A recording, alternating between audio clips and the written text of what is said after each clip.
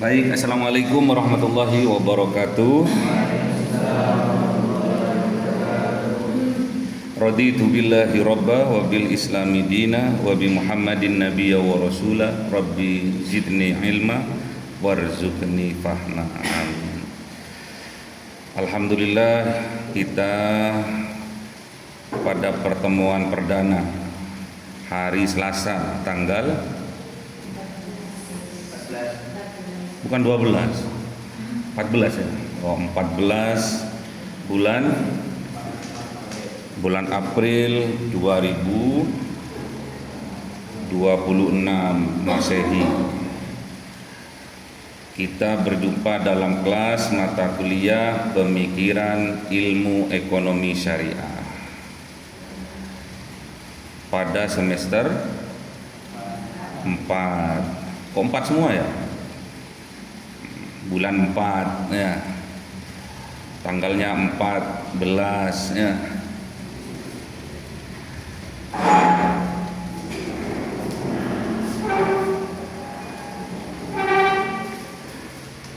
Pulpennya mana, Mas? Oke. Sampai nggak punya pulpen. Baik.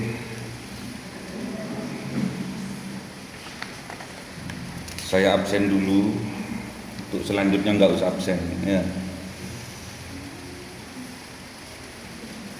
Ini kok ada warna kuning, ada putih apa ini, Mas? Ahmad Hasim Masduki, nggak ada.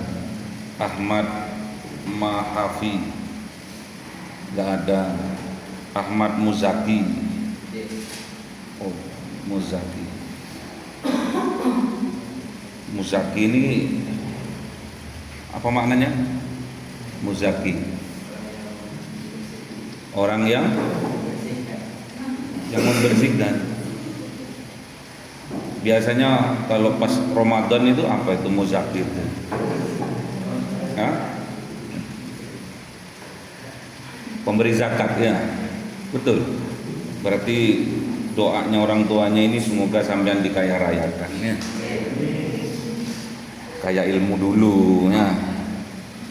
Ilmu dulu baru kaya harta.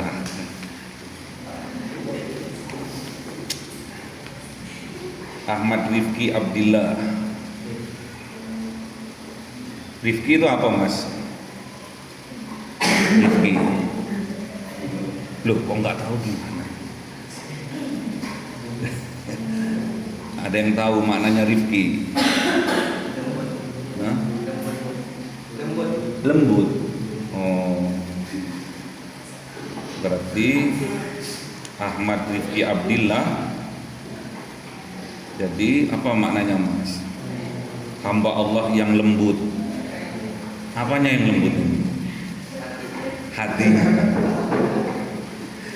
Faqih Hiyarul Hasani.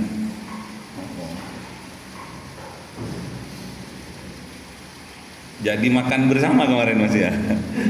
Dibelikan, jadi dibelikan. Hah? Jadi dibelikan. Iya tak? Kalau enggak tak panggil itu. Siapa itu? Mas siapa tadi? Umam. Karena saya sudah transfer sama Umam. Jadi dibelikan belum? Jadi. Oh, jangan bohong. Kemarin kan sudah maaf-maafan. Henrico Muarif. Sampean kuliah lagi tuh. Belum lulus. Oh. M. Rifki Ansori. Mana? Tidur, Mas? Enggak tahu. Batuk, sakit. Oh. Sakit. Muhammad Iqbal Zikrullah. Muhammad Ansori Hidayatullah.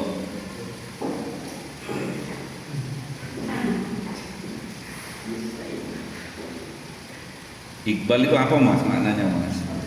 Iqbal, orang terpilih, oh, yang dikobul. Mbak-mbaknya nggak mau milih dia, enggak ya? Oh enggak. Ah, sudah ada. Oh. Waduh, kok langsung gini-gini mbaknya. Muhammad Ansori.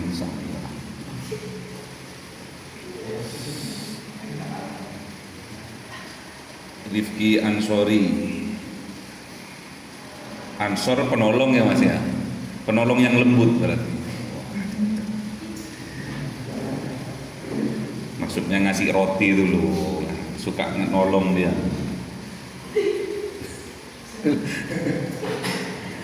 Tamjidilah Nur.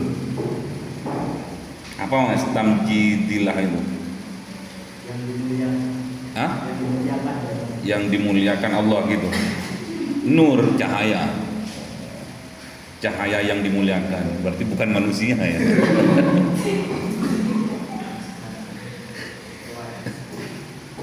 Guyon ya Mas ya. Karena yang mau kita bahas itu tentang pemikiran. Jadi pemikirannya harus rileks ya. Gak boleh tegang-tegang ya. Farah Kamila. Farah itu apa? Artinya farah bahagia. Oh farihah ya. Farah itu Kamila, sempurna. Kebahagiaan yang sempurna kalau dapat memilikinya. Kok tertawa? Habibatus Zahro. Mana? Habibah itu kekasih. Zahro suci. Kalau mendapatkannya berarti mempunyai kekasih yang suci Mas. Habibah. Nabila Ufairatul Haq. Waduh kok hak ini bener berarti ini. Apa maknanya Ufairatul? Nabil. Nabil apa Mas? Nabil. Kus Nabil itu loh. Nabil. Oh. Maknanya. Saya kan nanya. Saya kan bukan ahli bahasa Arab saya. Saya ahli ekonomi syariah saya. Oke, yang penting hak aja dah. Kalau yang bukan haknya nggak usah. Oke. Biar nggak tegang, saya bawa oleh-oleh Mas. Bawa oleh-oleh camilan, bukan nasi kotak lagi. Apa ini?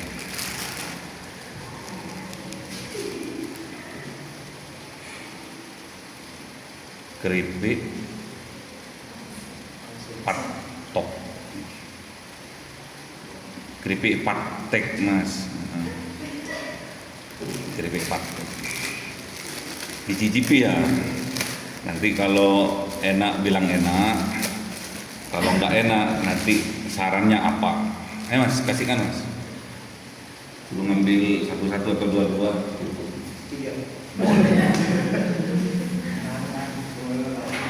Kasih Mas satu-satu aja Mas. Langsung suruh ngambil sendiri Mas.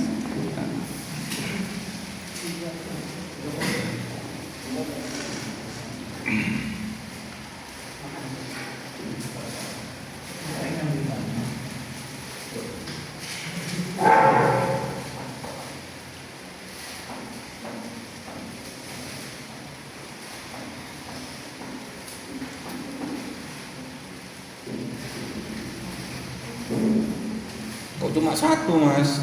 Itu ngambil tiga kok. Ayo ambil Mbak. Dua-dua atau tiga-tiga anu. Dicoba dulu biar nggak ngantuk itu maksudnya. Besok tak bawakan manisan cabe. Manisan cabe itu terbuat dari cabe merah yang besar itu. Tapi nggak pedes, cuma ada kecep-kecepnya pedes. Sini Mbak, bawa sini Mbak Kamila.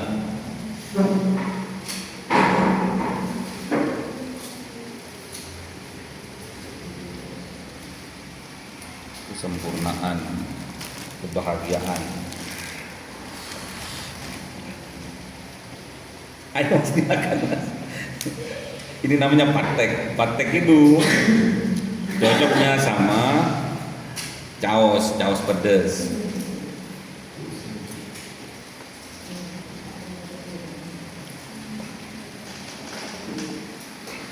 Ini salah satu produk di warung saya.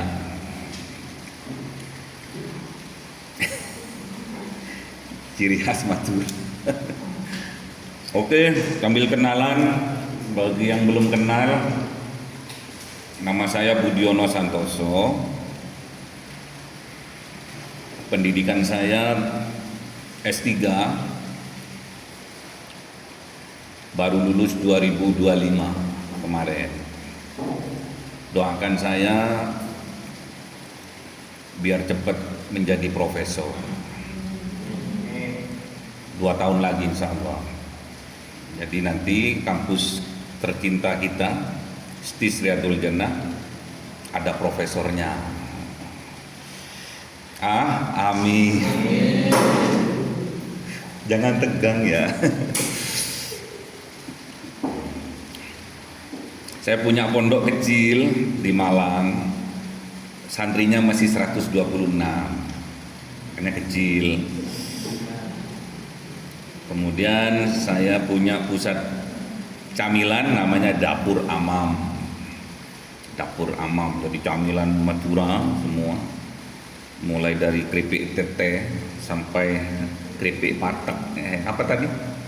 Patek. Nah. Bukan patek ya, patek. Patek. Apa tadi? Pokoknya lah.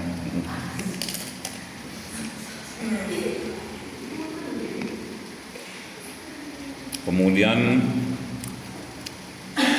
saya mempunyai restoran makanan khas Madura, masih 3 cabang di Malang. Nanti saya buat di selatan sini nanti sama Gus Lukman. Dan saya mempunyai kos Amam itu sebanyak 500 kamar. Satu kamarnya 500.000.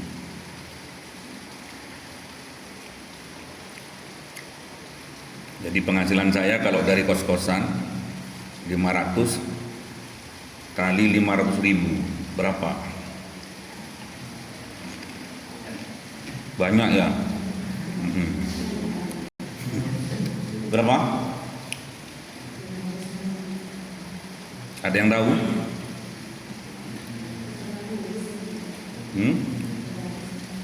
250 juta.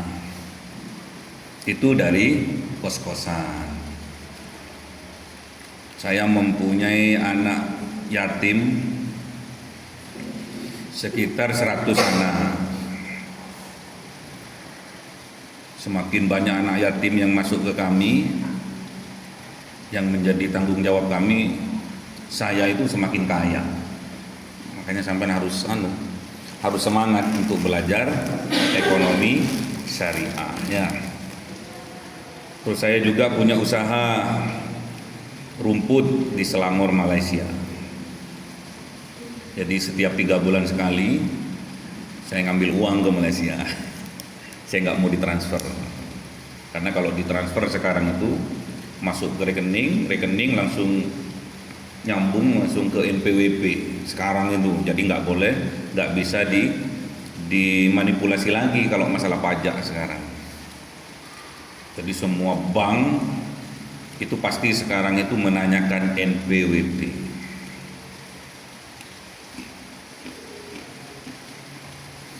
Terus pajak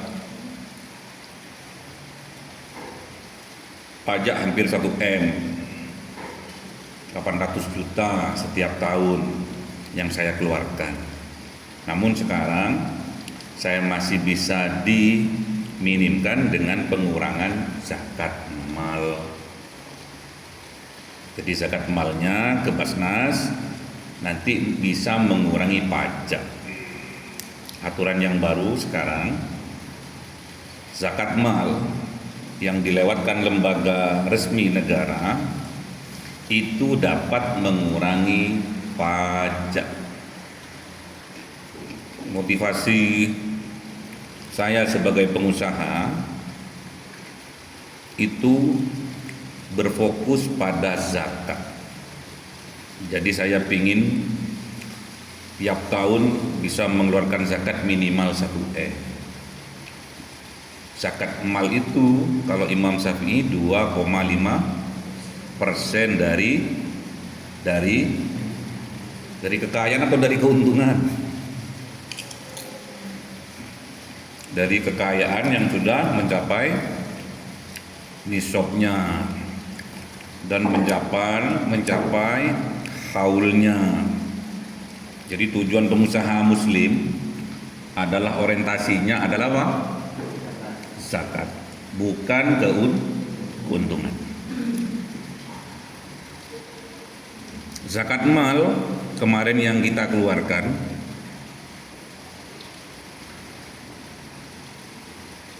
itu minimal standar ukuran kalau dalam fikih berapa kekayaan yang dapat dikategorikan bisa mengeluarkan zakat mal, kekayaannya berpedoman pada apa? Saya punya uang nih 1 miliar atau 1 triliun, saya investasikan di bank deposito misalkan. Ukuran saya kena wajib mengeluarkan zakat itu berapa standar kekayaannya? Ayo, berapa standar kekayaannya?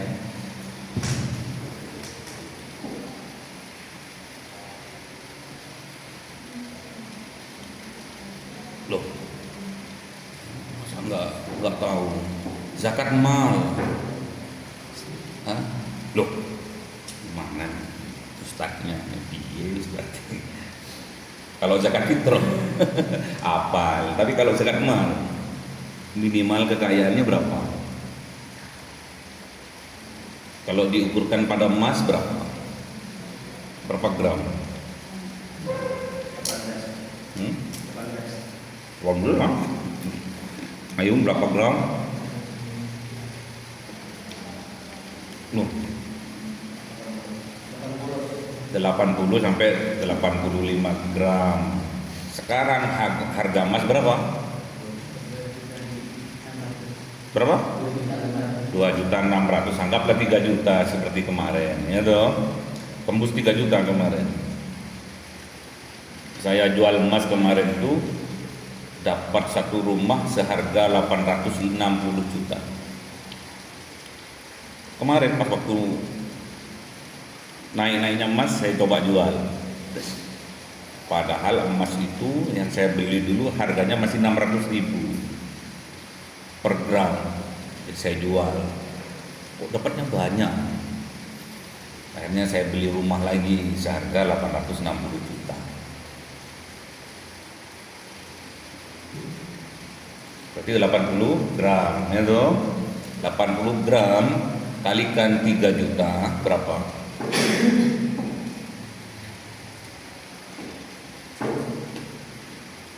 Berapa? 200? Waduh, mana satu itu? 240 juta. Santai ya? Udah habis ya?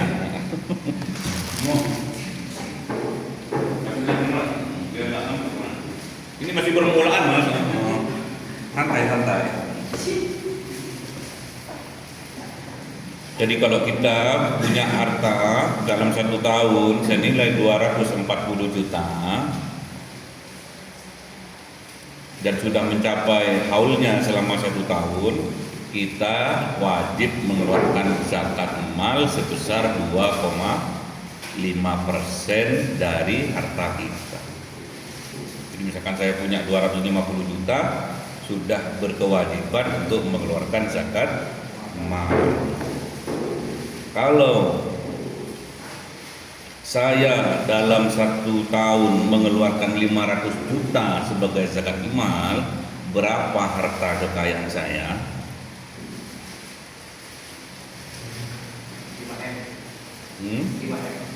Masa?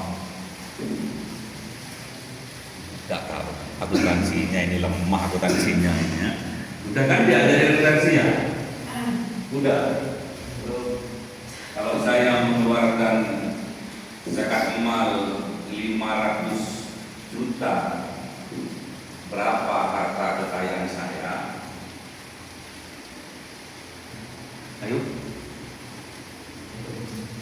berapa? Kalikan berapa berarti? Iya. Memang dua.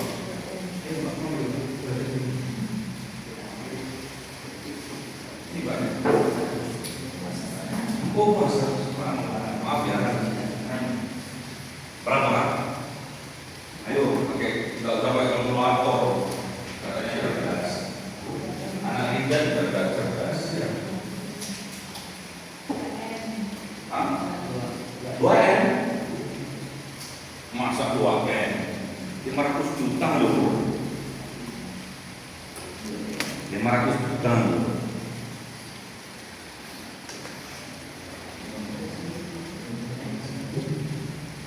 $500 juta. Ayo berapa?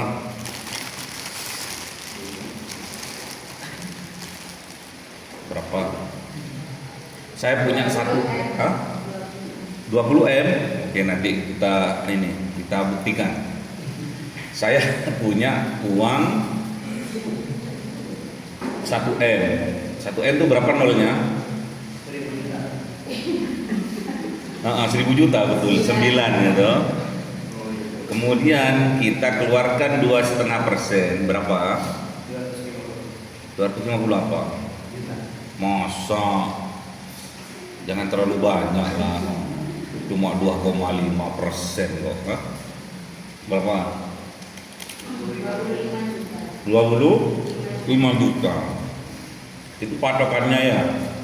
Jadi kalau saya punya uang selama 1 tahun itu sebesar 1 M, saya mengeluarkan zakat sebanyak 25 juta. Kalau saya mengeluarkan zakat sebesar 500 juta, berapa harta kekayaan saya?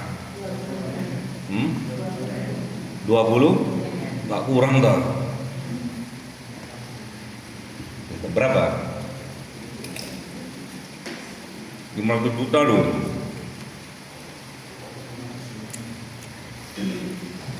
Betul ya, 20 M ya? Bukan 200 M ya? Bukan. Oh. Berarti saya banyak memanipulasi. Gak apa-apa, yang penting bayar. Oke. Ada pertanyaan dari perkenalan ini? Gak ada? Lanjut.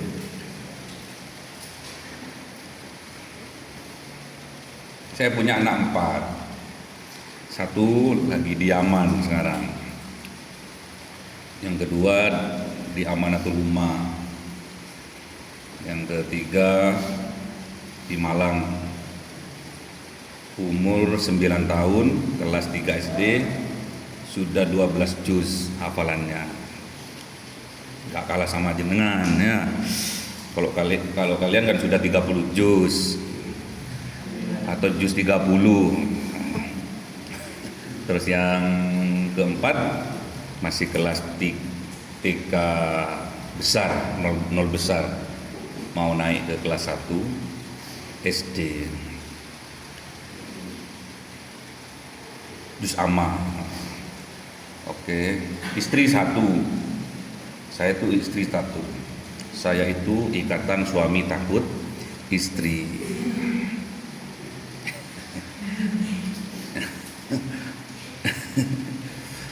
Suami-suami takwa ya, takut istri tua.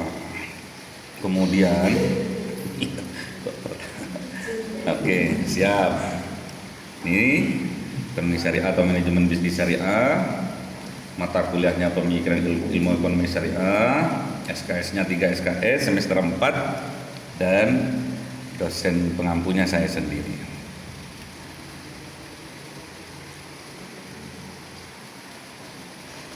Ini deskripsinya ya.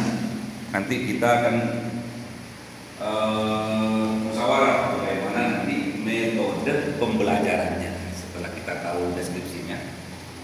Jadi mata kuliah ini membahas perkembangan pemikiran ekonomi syariah dari masa klasik hingga kontemporer. Jadi dari masa Rasulullah sampai hari ini. Ya.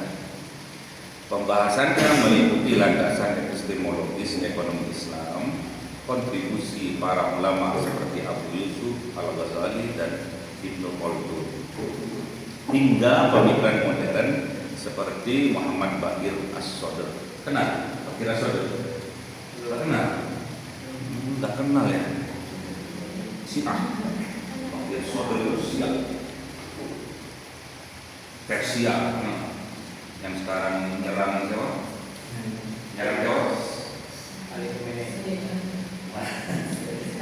Israel. Ya. Semua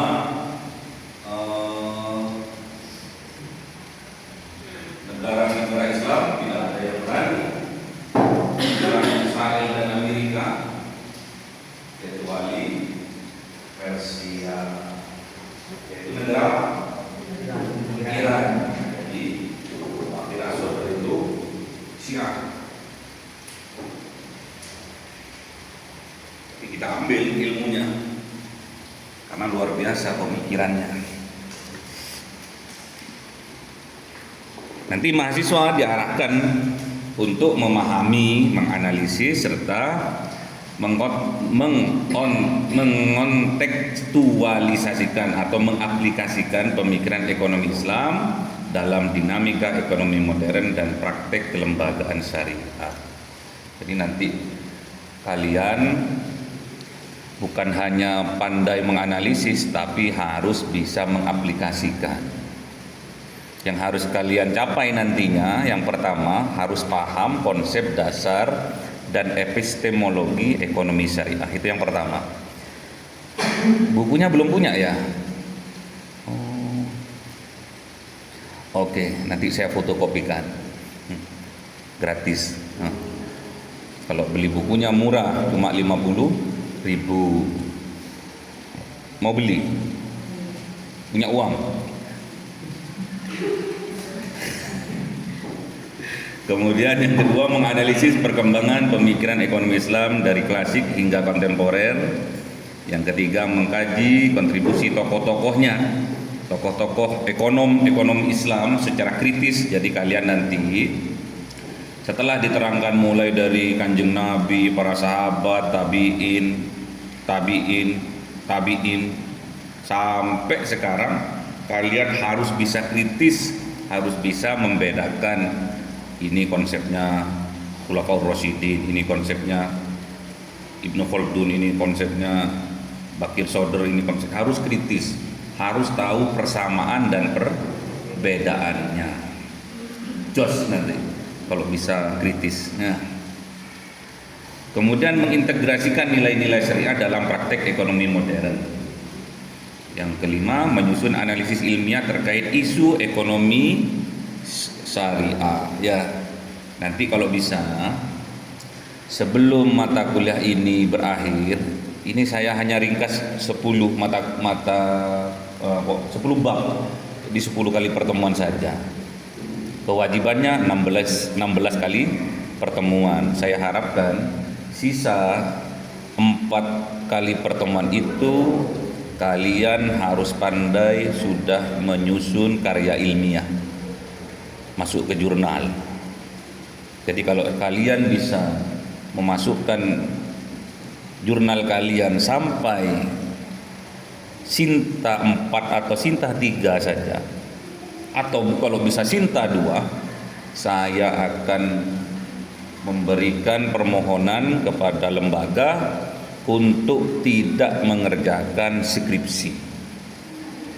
Jadi Anda akan dibebaskan dari skripsi yang membuat kalian ngeluh ndasnya. Makanya nanti 4 kali pertemuan terakhir kita mencoba untuk membuat artikel atau jurnal. Nanti kita sharing, syukur-syukur bisa masuk Sinta 4 saja. Sinta 4 itu hanya 500.000 sampai 800 lah. Tapi kalau Sinta 2 itu 1 juta. Kalau nama kalian sudah masuk dalam Sinta 2, saya akan permohonan pada lembaga khusus untuk yang masuk Sinta 2 tidak usah mengerjakan laporan akhir alias skripsi. Setuju? Berarti harus semangat. Jadi semangat daripada yang online itu. Yang online saja. Saya itu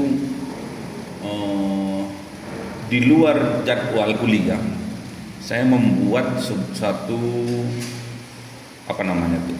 grup untuk bagaimana bisa tembus kepada Sinta 4 saja.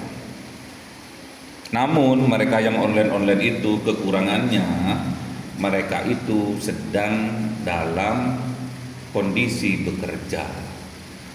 Jadi yang online itu nggak ada waktu kosong, jadi pagi kerja, malam capek. Ada juga yang sudah berkeluarga. Jadi saya buat grup WA saja, jadi Google Meet juga, namun tidak maksimal hasilnya. Yang tembus ke Sinta cuma 1 orang, dan itu seorang laki-laki. Dia itu mengajar di sebuah pondok di luar pulau. Itu tok yang bisa tembus Sinta 2. Jadi kalian minimal Sinta 4. Makanya manfaatkan saya betul-betul ya. Saya jauh-jauh dari Malang loh. Saya nyampe sini tadi jam 12. Jam 12 saya istirahat. Saya telepon Mas Umam jam 1, jam 1:05 saya sudah mau berangkat dari hotel itu, mau jalan. Masih apel katanya. Oh ya sudah. Jam berapa? 1:20. Oke. 1:20 masih belum ada kabar. Ternyata selesainya apel 1:28, hampir setengah 2. Setengah 2 saya si rokokan. Saya buka, kan nggak boleh ngerokok. Saya di kamar mandi ngerokok. Ahli hisab saya, besok yaumil qiyamah nggak dihisab, saya langsung masuk ke surga. Amin ya. Ya gitu ya. Jadi saya punya kelebihan, namun pihak lembaga masih belum bisa membaca itu. Saya mempunyai kelebihan bisa membuat mahasiswa itu bisa membuat artikel jurnal nasional bahkan internasional, tapi masih belum. Gak apa-apa, masih fokus sama yang profesor-profesor. Gak masalah. Tantangan buat saya bukan untuk membuktikan, enggak, ngapain dibuktikan. Ilmu itu gak usah dibuktikan, namun diamalkan. Nanti kalau jenengan bisa satu kelas semua ini masuk Sinta 4 saja, saya termasuk dosen yang sukses. Jadi, makanya nanti butuh kerjasamanya yang bagus. Jangan sampai gak masuk, karena kewajiban saya menyampaikan 10 bab. Selepas itu terserah saya. Ini nanti kita akan belajar artikel. Jangan sampai seperti yang kakak-kakak tingkatnya. Memang dipermudah dengan adanya AI. Nah, AI, ChatGPT memang. Namun kalau dari awal sudah diperkenalkan seperti itu akhirnya membuat akal kita tumpul. Kritisnya nggak ada sudah. Kritisnya lo nggak ada. Jadi nanti jenengan tak kalah saya menerangkan pemikiran tokoh-tokoh, jenengan harus kritis. Oh, Ibnu Khaldun gitu. Oh, Al-Ghazali gitu. Oh, Al-Baqir gitu ya. Harus kritis. Kalau alat bantu mempermudah itu gampang. Yang penting kita punya uang, kita beli aplikasinya mudah. Yang penting jenengan bisa kritis dulu, bisa membedakan mana yang hak dan yang batil. Berarti imannya harus betul-betul kuatnya. Setuju? Setuju. Oke. Sudah seperti tadi. menjelaskan konsep dasar pemikiran ekonomi syariah, memiliki perbedaan ekonomi syariah dan konvensional, mendiskusikan pemilihan tokoh ekonomi Islam, menganalisis relevansi pemikiran ekonomi Islam dalam konteks kekinian, menyusun karya ilmiah sederhana berbasis ekonomi syariah. Ini nanti karya ilmiah, ya. Nanti masuk ke artikel, nanti masuk ke jurnal, nanti saya yang akan mengorbitkan ke jurnal. Tapi namanya jenengan, namanya kalian nomor satu, nama kalian nomor satu, saya nomor dua. Jadi kalau betul-betul itu karya kalian, gitu loh. Saya sebagai penyempurna. Paham ya? Oke. Ini nanti 10 bab yang akan kita lalui. Pengantarnya kan sudah mengantar loh. Tapi besok nggak masalah pengantar lagi lah. Yang penting kita punya 16 kali pertemuan. Kalau nggak dipotong libur-libur ya. Kalau saya kayak seperti kelas kemarin, kala ada haul, ada apa, akhirnya nggak masuk. Saya itu minta waktu misalkan hari apa, nggak bisa. Nanti berbenturan dengan dosen satu, gitu ya. Nggak bisa. Jam 12 malam kayak gitu, nggak bisa ya.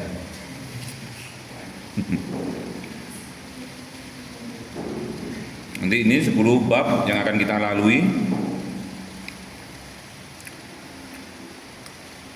Ekonomi pada masa Nabi, Khulafaur Rasyidin, pemikiran ekonomi Islam klasik, pemikiran ekonomi Islam pertengahan, kontemporer, kemudian perbandingan ekonomi syariah dan konvensional. Sekarang ini sudah nggak ada bedanya antara syariah dan konvensional, itu kayaknya cuek orang-orang itu, termasuk saya, maksudnya cuek. Kemarin itu ada kasus gini, ada juragan rokok di Madura terkenal, ada yang tahu namanya? Sultan Madura, siapa namanya? Budiandu. Haji Her, ya. Haji Her itu mempunyai statement gini, pengusaha yang ada di Indonesia 99,9% itu tidak taat pada aturan. Dia punya statement gitu. Jadi 99,9% berarti kan cuma 0,0% yang taat aturan. Nah, itu terdengar oleh kuping saya tersinggung. Ya walaupun saya itu mungkin termasuk 0,01%-nya itu, tapi kan juga tersinggung. Pengusaha-pengusaha, kiai-kiai yang punya dasar keislaman yang luar biasa kok pada diam gitu loh, nggak ada komen, nggak ada sanggahan. Tatkala beliau mengatakan statement seperti itu, tatkala kondisi beliaunya itu diperiksa di KPK berkaitan dengan illegal logging. Apanya itu? Kalau di rokok terus ada apanya itu? Cukainya. Jadi ada yang ilegal. Jadi yang ada cukainya 40%, yang 60% nggak ada cukainya. Atau bahkan bisa lebih katanya. Jadi yang ada cukainya 10%, 90% nggak ada cukainya. Dan kenyataannya seperti itu. Awal-awal memang gencar-gencarnya pemberantasan illegal logging itu. Namun pada kenyataannya, ini rahasia ya, rahasia di kelas ini saja. Pada kenyataannya yang menjadi kurir, yang menjadi marketing itu dari oknum polisi. Jadi tak kala nangkap pertama kali itu hanya salam perkenalan. Selanjutnya bisa lobby-lobby. Terus gimana? Apakah semua statementnya dari Haji Her itu memang kenyataannya seperti itu, atau kalian membantahnya, atau kalian juga enak juga ya nggak tahu juga. Memang banyak keuntungannya. Nah, terus dari hasil praktek yang melanggar aturan atau melanggar syariat itu, yang dihasilkan, harta yang dihasilkan itu termasuk harta apa itu? Anggaplah minimal abu-abu sudah, nih abu-abu lah, hartanya abu-abu. Terus tingkat keberkahannya, itulah kenapa kita nanti belajar sedikit banyak tentang ekonomi syariah, nah, gitu ya. Jadi jangan sampai di sini, bagaimana cari yang halal, cari yang haram saja susah. Wah, repot kalau punya prinsip kayak gitu ya. Gimana saya mau bekerja dengan cara halal, cara korupsi saja susah sekarang. Wah, repot. Mencuri aja susah sekarang, repot ya. Jangan sampai punya seperti itu. Dan saya juga berdoa setiap hari agar saya itu dikuatkan, karena belum tentu saya juga kuat tatkala saya juga diberi kemudahan berbisnis namun praktiknya seperti itu. Belum tentu saya ini kuat. Makanya orang-orang yang sudah kaya raya itu, yang kaya bertriliun-triliun uangnya itu jiwanya itu jiwa miskin masih. Walaupun banyak uang, namun jiwanya itu masih jiwa miskin. Karena apa? Banyak praktek-praktek yang melanggar aturan, melanggar syariat tetap mereka lakukan. Padahal sudah nggak tahu nolnya itu. Uangnya itu loh, di bank ini sekian M, sekian T, nggak tahu sudah. Tapi karena jiwanya haus, seperti meminum air laut. Pernah meminum air laut? Janganlah minum air jus aja ya, atau air putih ya. Gitu ya. Nanti saya harapkan Anda semua, kalian semua, jenengan semua menjadi ekonom yang syariah ya. Menjadi pengusaha yang syariah. Jangan sebaliknya. Kalau bercermin seperti yang diceritakan tadi, bobroknya sebuah aturan karena memang aturan itu dilanggar dari dalam. Karena jenengan pinter fikih, gitu, fikihnya berkembang, akhirnya ambil cara yang termudah, yang yang abu-abu. Ya. Oke, yang terakhir metode pembelajarannya. Ada ceramah interaktif seperti yang sekarang ini yang saya sampaikan, ini namanya ceramah interaktif. Nanti saya sampaikan terus kalian bertanya, atau kita diskusi kelompok. Jadi kalian nanti akan membentuk kelompok 1, 2, 3, 4, 5, 6, 7, 8 9, 10. Ya, ini ada yang 2, ada yang 1 ini. Cuma 10 bab kok ya. Atau studi kasus, setiap pertemuan ada kasus yang harus dipecahkan, masalah. Atau presentasi satu-satu, milih bab apa, presentasi satu-satu. Nah, nanti dari presentasi itu pasti ada kekurangannya, ada kelemahannya, ada derdeknya, ada takutnya.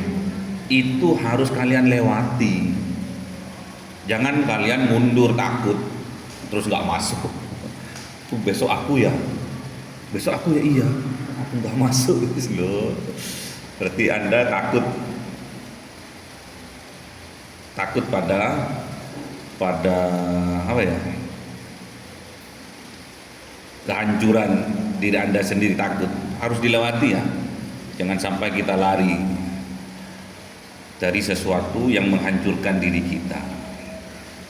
Kalau kalian takut berarti kalian itu termasuk orang yang terdolim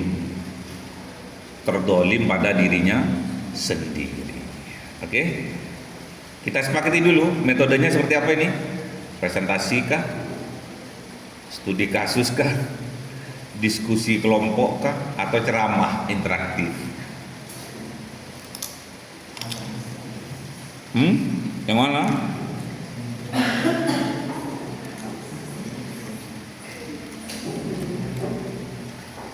Minggu depan saya kasih buku atau fotokopi.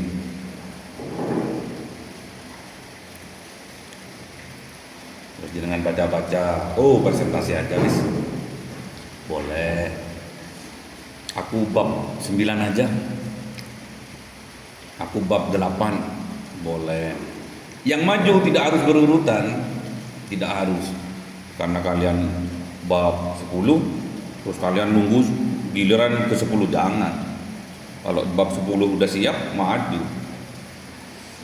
Duduk sama saya di depan. Nanti presentasi, baru nanti saya sempurnakan. Harusnya seperti itu, agar kalian bisa mandiri. Harusnya seperti itu, agar kalian bisa kritis. Kelemahanku tadi ini ya. Kelemahanku ini ya. Saya tahu kelemahannya. Itulah awal nanti kalian akan bisa membuat karya ilmiah atau artikel atau jurnal nasional maupun internasional.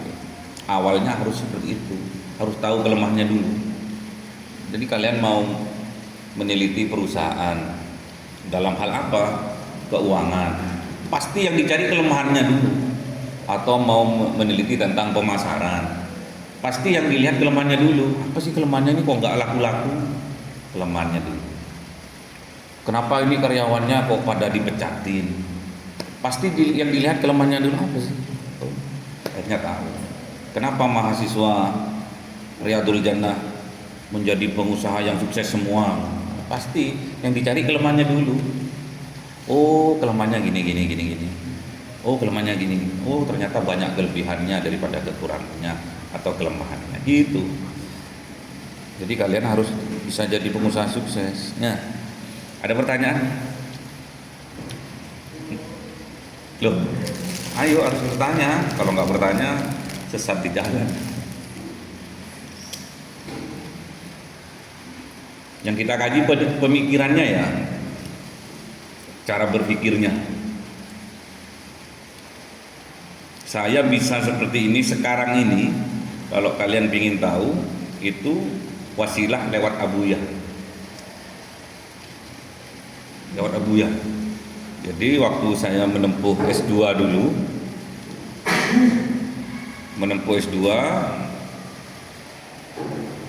ketemu di rumahnya Prof. Imam Suprayogo, sama beliau dipanggil. Ngajar di tempat saya ya. Saya sibuk Buya, sempatkan satu kali aja. Di pikiran saya, wani piro kan ngono.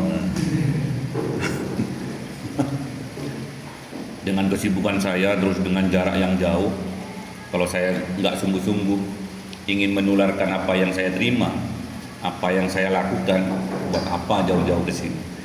Itu loh. Ini semoga menjadi ilmu yang bermanfaat, yang bisa menjadi peladang pahala, walaupun saya besok sudah tidak ada, tapi pahalanya terus berjalan berkat ilmu dari Abuya. Saya pahami, saya praktekkan, dan belum tentu anak-anaknya Abuya belum tentu bisa paham ilmunya Abuya, belum tentu menantu-menantunya bisa paham, karena ini udah betul tadi pilihan ya, Iqbal ya, udah dipilih sama Allah. Udah dipilih ya. Udah dipilih. Kalau udah Allah menghendaki, pasti Allah pahamkan itu semua. Gimana dalilnya itu? Kalau Allah sudah memilih, menginginkan hambanya itu diinginkan menjadi baik, maka Allah memudahkan dia paham tentang agamanya. Gimana dalilnya? Saya mau ngaji sama jenengan nih. Dah, gimana? Kalau Allah sudah menginginkan orang hamba itu menjadi baik, pasti Allah pahamkan. Baik dalam ekonomi, baik dalam ilmu, baik dalam pekerjaan, baik. Pasti Allah pahamkan. Dalam ibadah, pasti Allah pahamkan. Gimana dalilnya? Mai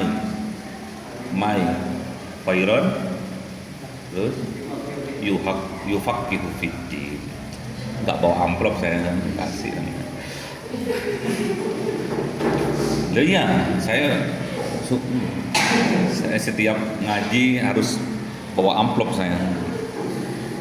Dan isinya amplopnya itu 50.000. Jadi besok untuk ke depan saya bawa amplop 10 amplop ya.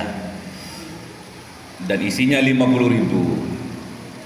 Jadi kalau jenengan nanti buka 20.000 sampai protes 20.000. ya, besok makanya harus semangat. Saya sangat bahagia kalau jenengan semangat dalam belajar. Kenapa? Itu menjadi penghargaan, menghargai saya yang jauh-jauh dari Malang. Jauh-jauh dari Malang. Dan menurut saya yang bisa paham ilmunya Abuya. Abuya itu dulu modalnya hanya ini, alat-alat tukang tok. Sama seperti saya. Saya nggak ada ceritanya bisa kuliah S1 tuh nggak ada ceritanya, karena memang ekonomi keluarga itu pada saat itu memang sangat minim gitu. Dipertemukan Abuya, pada saat itu saya menempuh S2 18 atau 17 ya dulu. Kemudian saya menempuh S3. Nah, saya menempuh S3 itu saya itu tidak pernah hadir ke STIS ini, nggak pernah hadir saya itu dulu. Cuma ada nama saya di situ. Ngajar nahwu. Padahal saya bukan ahli nahwu waktu itu. Ada ngajar tentang apa gitu. Tafsir ekonomi. Ada yang isi. Terus jurnal saya itu ada yang menerbitkan atas nama saya. Loh, kok dilalah saya yang dipilih sama Pak Joko waktu itu diangkat menjadi menerima sertifikasi dosen. Kaget saya itu. Kan diuji bagaimana membuat CPM, bagaimana membuat buku ajar. Saya nggak pernah ngajar, nggak pernah apa. Untunglah saya berangkat sama Pak Joko itu. Ya awalnya saya cuma iseng-iseng aja lihat ternyata paham, mudah tentunya. Bahkan lebih mudah dari praktek kemudian mengajar. Daripada mengajar nggak punya praktek, nggak punya pengalaman dalam aplikasi sesungguhnya di lapangan, itu apa namanya ya, mau bilang benar tapi nggak benar ya. Misalkan saya itu pernah ke Cangar. Kalau ke Prof Imam lewat sini loh, Pacet dulu, terus lewat gunung akhirnya ke Batu. Belum pernah. Di Cangar itu sekitarnya kan dingin ya, kota Batu kan dingin, tapi di tengah-tengah itu ada air panasnya, ada pemandian air panas seperti di Pacet kan ada ya. Jadi dari jauh sudah kelihatan ngebulnya asapnya itu. Nah, kalau saya cerita ke jenengan bahwasanya di Batu itu, di Cangar itu, di tempat yang dingin itu, di tengah-tengahnya ada sumber air panas. Jenengan percaya, meyakini bahwa saya nggak akan bohong. Terus jenengan sampaikan ke teman-temannya yang nggak masuk, itu bahwa di Cangar itu ada air panas di tengah-tengah, di sekitarnya itu dingin gitu kan. Yang kalian sampaikan itu kan bentuk kebenaran, cuma kalian masih belum sampai ke Cangar, betul kan? Nggak bohong jenengan itu. Cuma kata Allah itu kalau you hanya pandai ngomong tapi nggak pandai melakukannya, itu sangat aku benci, kata Allah, gitu. Saya nggak mau seperti itu kalian. Jadi kalian nanti pekerjaan kalian aplikasikan ilmu kalian yang kalian pahami nanti berupa artikel supaya kalian itu tidak dibenci oleh Allah, justru malah sebaliknya dicintai oleh Allah Subhanahu wa taala. Paham ya? Jadi untuk Sabtu depan, Selasa depan saya akan bawakan fotokopi ya. Atau ada yang mau beli buku? Hah? Buku 50.000, 50 atau 60. Nanti ada bonus tanda tangan saya. Karena saya yang buat bukunya. Saya ngajar di 3 kampus. Kampus di Universitas Gadjah Malang dan kampus Universitas Terbuka Semarang. Jadi saya ini dosen terbang. Makanya tapi dosen tetap saya ada di Riyadul Jannah. Sana ke Semarang, ke Malang, dekat kalau di Malang dengan rumah saya. Itu ya. Jadi harus manfaatkan saya sungguh-sungguh ya, untuk dapat mengaplikasikan ilmu yang akan kita pelajari. Ada pertanyaan? Udah 1 jam. Ada pertanyaan? Intinya harus bisa buat artikel ya. Semester 4 sudah bisa artikel. Apalagi semester 5 artikel lagi, semester 6 artikel lagi, semester 7 artikel lagi. Semester 8 enggak usah skripsi. Bilang sama saya S2 Sinta 2. Saya langsung buat permohonan ke lembaga, kalian nggak usah skripsi, saya yang bertanggung jawab dunia akhirat gitu ya. Saya S2. Oke, kalau nggak ada pertanyaan kita akan tutup dengan doa kafaratul majelis. Semoga ilmu yang kita pelajari ke depan menjadikan wasilah buat kita semua menjadi orang-orang yang sukses, amin. Menjadi pengusaha yang sukses, amin. Pengusaha muslimah yang sukses dunia akhirat, amin.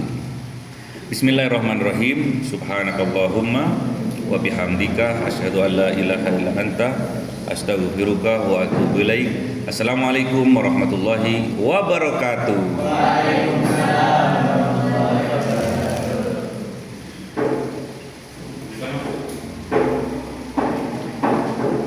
Thank you.